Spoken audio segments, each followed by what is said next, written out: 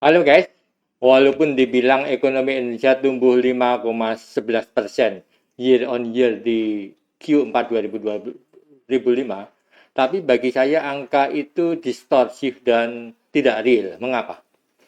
Menteri Ekonomi Purbaya dengan pendapatnya dengan DPR membanggakan pertumbuhan ekonomi di Q4 2025 lebih tinggi dibanding China. Ya, tentu saja berita ini membuat kita lega.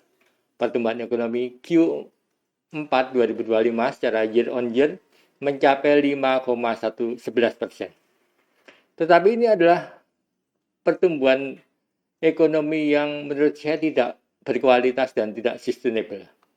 Mengapa? Setidaknya ada dua aspek kunci mengapa pertumbuhan Q4 2025 ini lebih tinggi dari periode sebelumnya.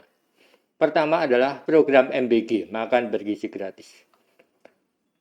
Program ini tidak pernah ada di periode sebelumnya dan melibatkan anggaran puluhan triliun rupiah yang diserap kalau nggak salah sampai 50 triliun lebih. Dilihat dari besarnya belanja MBG yang sebelumnya tidak ada, maka sebetulnya pertumbuhan 5,11% itu bukan prestasi.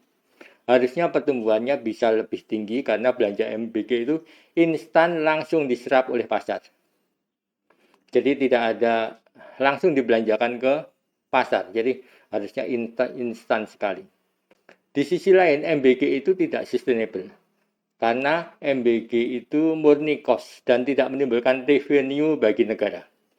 Manfaatnya baru bisa dicapai 10 atau 15 tahun yang akan datang ketika generasi bergizi ini melakukan aktivitas ekonomi produktif. Itu pun masih banyak variabel-variabel lain yang dominan mempengaruhinya. Pertanyaannya selama 10 tahun ke depan, apakah kita mampu membayar cost tersebut? Jika berhenti di tengah jalan, itu pun juga akan menimbulkan cut loss fee yang sangat-sangat besar. Kedua, pertumbuhan ekonomi tinggi ini adalah efek dari dorongan Menteri Keuangan untuk cepat-cepat menghabiskan anggaran 2025 untuk mendorong ekonomi, baik itu di pusat maupun di daerah. Strategi ini sebetulnya justru buruk karena menciptakan accrual secara akuntansi gitu ya. Jadi belanja itu akan terlihat bagus di Q4 2025, tapi akan cenderung drop di Q1 2026 nanti karena sudah dihabiskan di Q4 2025. Tindakan ini hanya akan semacam manipulasi secara accrual, secara akuntansinya. Dan di sisi lain juga dana makin terkonsentrasi ke pusat dan mengorbankan ekonomi daerah dengan pengurangan transfer ke daerah. Patut dicatat bahwa penurunan transfer ke daerah itu ibarat bom waktu gitu ya. Ketika APBD sudah disahkan, tiba-tiba penerimaan dari pusat itu drop. Distorsi yang berbahaya bagi anggaran di daerah bagaimanapun juga.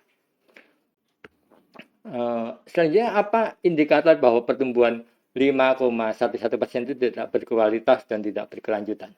Ada indikator faktanya bahwa penerimaan pajak Q4 2025 tidak tercapai.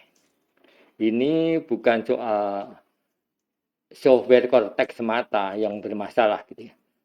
Tapi karena memang sektorialnya tidak bertumbuh gitu loh. Disinilah saya sebetulnya kecewa dengan alibi Menteri Keuangan gitu ya. Yang seolah-olah ini hanya soal Cortex yang bermasalah dan seolah-olah Cortex ini dibuat oleh lulusan SMA. Dan ketika Pak Menteri itu mendatangkan ahli-ahli untuk memperbaiki Cortex, ternyata target pajak Q4 2025 tetap saja tidak tercapai. Jadi sebetulnya masalahnya bukan di software gitu ya. Software itu menurut saya walaupun tidak sempurna masih bisa diakali. Tapi karena memang sektorial itu menurun. Itu bisa dilihat dari apa? Dilihat dari data penjualan mobil nasional. Perlu kalian tahu bahwa data penjualan mobil itu adalah indikator yang valid yang banyak dipakai negara-negara maju dan negara lain seperti Amerika. Dia selalu rilis data penjualan mobil dan selalu dipantau oleh banyak investor. Kita tahu bahwa data penjualan mobil nasional itu stagnan dan cenderung turun. Dan yang lebih parah lagi, harga mobil second ini hancur. Itu menunjukkan bahwa memang stagnan atau pertumbuhan yang ada itu lebih didorong oleh modal-modal baru. Tetapi daya beli itu cenderung turun gitu. Itu sebabnya mobil second drop harganya gitu. Jadi ini adalah variabel valid bahwa ekonomi tidak sedang bertumbuh seperti yang ada di atas kertas. Data-data tersebut sebetulnya konvergen mengatakan bahwa Pak Menteri ini perlu sedikit buka-buka lagi buku ekonominya waktu kuliah di Amerika gitu ya. Karena ini bukan pertama kali loh ya. Waktu dulu sudah ngotot gelontorkan dana 200 triliun ke Bank Himbara, kemudian diulangi 70 triliun, kemudian ditambah lagi 70 triliun, ujung-ujungnya ditarik lagi. Ini kan apa-apaan sih ya? Masa menteri kebijakannya itu coba-coba gitu. Harusnya kan sebagai seorang menteri itu mengedepankan kebijakan jangka panjang. Kenapa? Karena dunia usaha itu perlu kejelasan, perlu menghitung break-even point yang tidak mungkin terjadi hanya setahun 2 tahun. Nah ini kebijakan dalam waktu 1 bulan sudah direvisi lagi. Itu kan orang jadi nggak jelas. Ini kemana sih? Kemudian kita dipamerin angka-angka yang bagus gitu. Ini kan menurut saya tidak pada tempatnya gitu. Harusnya nggak perlulah cari panggung untuk popularitas, kerja aja yang benar dan nggak perlu juga pamer angka-angka itu. Harusnya menyadari memberi informasi yang benar pada pelaku ekonomi, pada rakyat supaya kita tahu bahwa ya bolehlah kita tidak sedang baik-baik saja, tapi kita menuju perbaikan gitu. Daripada hanya selalu, masih ingat kan Pak Menteri ini di awal-awal bilang nanti akan naik dan itu diulang lagi 26 akan naik lagi. Tapi faktanya seperti yang saya sampaikan tidak seperti itu. Jadi ini perlu dievaluasi dan dikurangi sedikit cari panggungnya gitu Pak.